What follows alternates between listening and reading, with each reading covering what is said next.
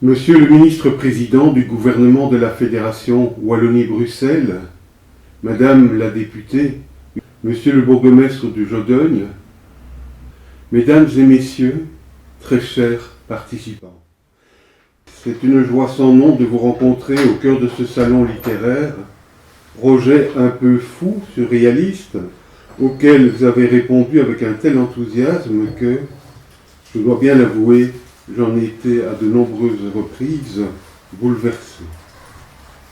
Si ce salon existe aujourd'hui, c'est grâce à un homme incomparable, un ami, un maître qui s'est donné corps et âme à la mise en place du salon international de la ville de Mazamet. Je salue Michel Sabarthez qui nous a quittés il y a un an à peine, rejoignant Marc Galabru et tant d'autres sur le sentier de l'inconnu. Je sais, je le pressens, qu'en offrant le baiser de l'adieu, ils disparaissent, mais je reste convaincu qu'ils ne peuvent être effacés. Comment croire à la finalité lorsque l'on sent peser sur ses épaules la main de ce géant en signe d'encouragement? Je saluerai ici les organisateurs du plus grand salon du livre de Wallonie, je veux dire mon seul livre, et je puis vous assurer que toute ma sympathie et solidarité se portent vers ces assoiffés de perfection que beaucoup de monde apprécie pour la qualité de leur accueil. Le monde a changé. Les plus belles réalisations s'en trouvent profondément blessées au point de devoir annuler le résultat d'une année de labeur. Il ne passe pas une journée sans qu'une pensée ne s'envole vers mon livre, en signe de solidarité. Je m'incline en profonde référence devant le salon Rocalivre de Rocamadour. Ces amis très chers qui nous ont apporté une leçon précieuse, celle du respect et de l'ouverture d'esprit. Comment ne pas se laisser submerger par des vagues de nostalgie en songeant à Pascal Jallet, maire de Rocamadour, impressionnant par sa simplicité. Enfin, je remercie Marika Dorez, qui sans hésitation nous a soutenus dès la première heure. Je saluerai la presse qui a dévoilé ce salon en nous offrant une vitrine appréciée et nécessaire. Et enfin, je remercierai notre invitée d'honneur, Evelyne Grèce. Vous, auteurs, qui avez joué le jeu en répercutant nos annonces par tous les moyens possibles. Monsieur le ministre-président du gouvernement de la Fédération Wallonie-Bruxelles, Madame la députée, Monsieur le bourgmestre, croyez que les mots que vous nous avez adressés et que nous écouterons dans quelques instants sont des paroles qui ne s'envoleront pas. Nous les accueillons avec déférence et reconnaissons la valeur de vos propos. Voici que l'heure résonne et que s'ouvrent les portes d'un salon construit à partir d'une idée un peu folle. Ici, la littérature est reine. Ici, la plume se fait frémissante. Certes, notre salon comportera quelques défauts. C'est une première et comme chaque première, les impondérables se présenteront à nous. Je vous demande de l'indulgence, car le travail fut titanesque. La technologie peut transformer le monde et le monde a ses limites, surtout en un laps de temps si bref avec les moyens du bord. Mesdames et messieurs les auteurs, comme vous le savez peut-être, nous espérions atteindre les 20 inscriptions, tremblants devant un objectif qui nous semblait trop ambitieux. Vous êtes plus de 100 à avoir répondu à l'appel et vous comprendrez les raisons qui m'empêchent de dormir ces quelques dernières semaines. Je vous demande d'être positif et de nous aider à améliorer les choses. Vous comprendrez qu'à ce propos, il nous reste encore beaucoup de choses à apprendre. Enfin, permettez-moi de souligner la solidarité internationale qui nous a entourés. Le CILF est le résultat d'une équipe en provenance du Canada, de la France et de la Suisse, ainsi que de la Belgique, et même de la Guyane. Quoi qu'il arrive, nous venons de prouver que le monde peut s'appeler solidarité. Avant de clôturer ces quelques mots, permettez-moi de vous présenter les membres du comité, le comité organisateur bien sûr. Je vous invite en France, Virginie Rebujean, puis-je vous inviter à prendre la parole? Bonjour, bienvenue au salon virtuel. Donc ce salon, c'est une idée de Philippe de Rimecker. Et donc c'est vrai que ben voilà, quand il en a parlé à l'association, l'association a tout de suite suivi. Donc l'association Livre et Partage promeut la littérature et l'écriture. Et donc la langue française, évidemment, nous touche énormément, surtout qu'elle a tendance à s'étioler un petit peu en France. Donc il faut vraiment, voilà, il faut lire les enfants, les parents, les grands-parents, tout le monde. Donc ce salon, vous allez pouvoir visiter. Donc grâce à Philippe de Rimecker, vous allez pouvoir naviguer entre les différents thèmes. Vous allez pouvoir entrer en contact avec des auteurs, comme si vous étiez sur un véritable salon, avec les avantages d'être à la maison, de pouvoir boire son chocolat, tout en discutant avec l'auteur. Voilà, je vous souhaite un très très bon salon. Ouvrez, ouvrez et pensez au Papa Noël parce qu'il adore les livres lui aussi. Et maintenant, je donne la parole à Régent au Canada. Bonjour, je me présente, Régent Auger, membre organisateur du premier salon virtuel international de langue française. Alors, un salon virtuel, à quoi on peut s'attendre? À des choses un petit peu différentes d'un livre papier, mais il va y avoir beaucoup de similitudes. Vous allez avoir des possibilités de rencontrer des gens en direct, c'est façon de parler aussi avec le Zoom ou encore avec Skype. Mais je peux vous dire que vous allez avoir énormément de surprises, de conférences de toutes sortes, d'activités, d'actions. Je vous souhaite un très bon salon et j'aimerais vous dire, venez me rencontrer avec moi et Chantal Brassard pour Pont littéraire. Sur ça, et puis je vous rends en Belgique à nouveau, je vous présente Patricia. Bonjour Régent, je suis Patricia Fontaine, j'habite en Belgique, un petit village à côté de Jodogne. Je suis psychologue, enseignante et aussi auteur. Vous aurez le plaisir de découvrir mes ouvrages, des romans et une nouvelle en allant cliquer sur ma page d'auteur. Mais alors pourquoi le CILF? Le CILF, c'est l'occasion de créer des liens entre des auteurs qu'on n'aurait jamais rencontrés par ailleurs, de découvrir des univers. C'est aussi partager une passion pour les mots, pour la littérature à travers les 5 continents. C'est aussi relever le défi avec des amis de Belgique, de France et d'ailleurs, de relever un challenge d'un salon virtuel. Non, la culture ne va pas se laisser enterrer par un petit virus. Non, les passions sont là, à vous de les découvrir. Si vous le souhaitez aussi, inscrivez-vous à des ateliers d'écriture en direct. J'aurai le plaisir de partager les mots avec vous.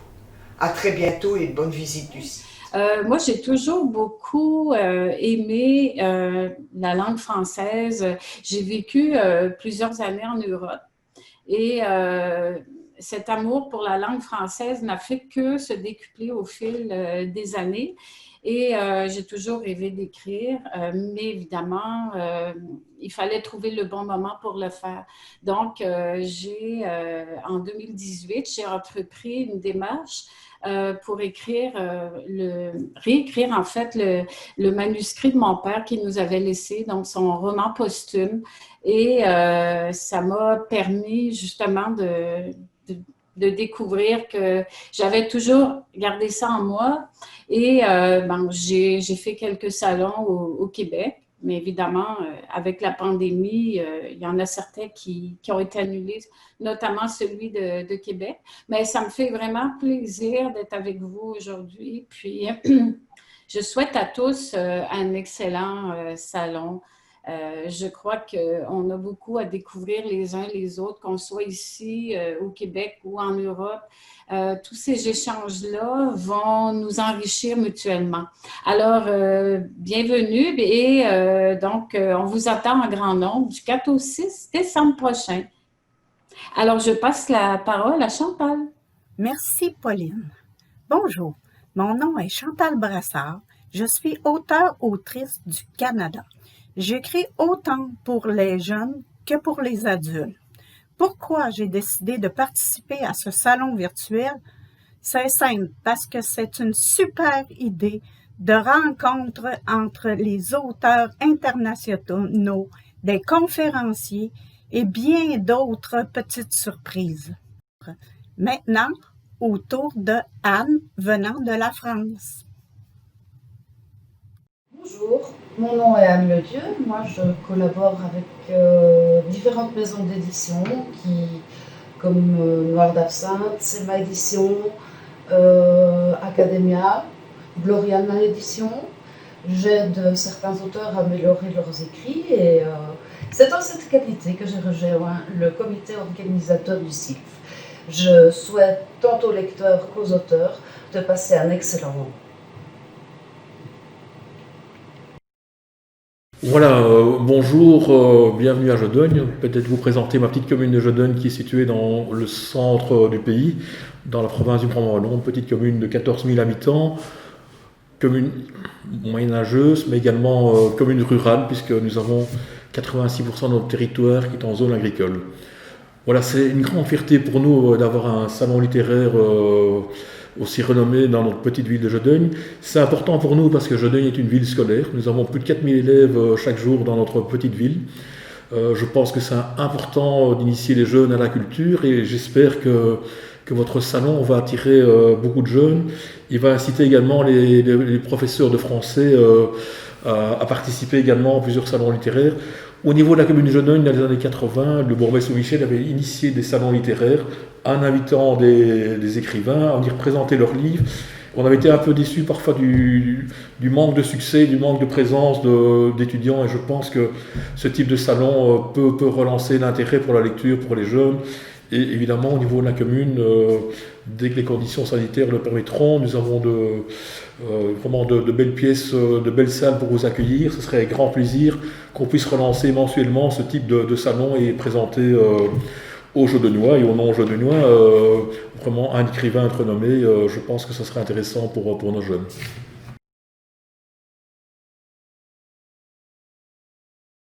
Bonjour Philippe, merci de m'avoir invité à participer à ce salon international virtuel du livre.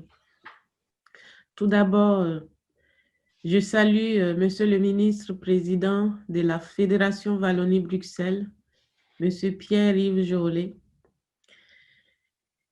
Et j'ai également une pensée pour les auteurs, auditeurs, organisateurs en cette période de crise sanitaire qui les a impactés tant humainement que financièrement. C'est un grand plaisir pour moi d'être à vos côtés aujourd'hui, à leur côté, à l'occasion du premier salon international et virtuel d'art littéraire en langue française, placé sous les signes d'un échange franco-belge. Nous le savons bien, les littératures françaises et belges et internationales ont des histoires communes qui s'entrelacent depuis des siècles. Aujourd'hui, la coopération dans le domaine du livre et de la lecture entre nos différents pays est une réalité éditoriale aussi bien qu'une réalité politique. Nous l'avons bien vu face à la crise du Covid-19 et des restrictions ayant conduit à limiter les déplacements des populations, voire la fermeture de certaines librairies, combien le livre était le ciment de l'esprit et du corps. Parce que la lecture est le fer de lance de la liberté de penser et ne saurait s'arrêter au détour des privations de liberté temporaires dans le but de sauver des vies. Et dans ce contexte, les livres et la culture virtuelle sont une innovation qui ont toute leur place. Et la vraie victoire sur la COVID-19, c'est celle de la culture et du livre. La lecture étant cette chose essentielle qui nourrit l'esprit et qui permet à l'humain, dans un moment de solitude, de difficulté, d'être en harmonie avec soi-même. J'adresse tout mon soutien à tous les auteurs et je remercie chaleureusement Philippe et Virginie qui ont eu cette belle idée de mettre en place ce premier salon virtuel qui permettra à nos auteurs de vivre un tant soit peu ce qui leur manque et ce que nous ne pouvons pas leur offrir pendant cette crise du Covid. Merci.